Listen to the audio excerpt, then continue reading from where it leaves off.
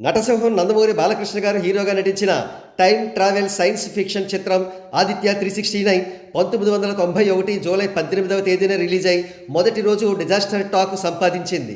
కాగా cinema flop అవుతుందేమో అని భయపడ్డ చిత్ర నిర్మాత మెగాస్టార్ చిరంజీవి గారిని ఆశ్రయించారు. చిరంజీవి గారిని చిత్రం కోసం పబ్లిసిటీ చేయమని రిక్వెస్ట్ చేశారు.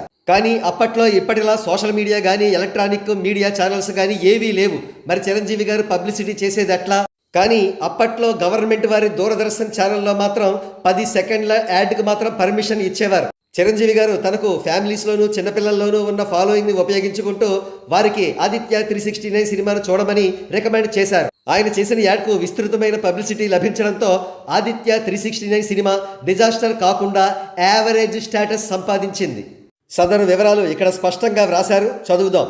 చాలా మందికి తెలియని నిజం, ఆదిత్య 369 సినిమా విడుదల అయినప్పుడు ఆదరణకు నోచుకోలేదు. అప్పుడు నిర్మాత వెళ్ళి చిరంజీవి గారిని కలిసి తమ సినిమాకు ప్రచారం చేసి పెట్టమంటే దూరదర్శన్లో టైం మిషన్ గురించి చిరంజీవి గారు 10 నుండి 20 సెకండ్ల యాడ్స్ ఇచ్చారు.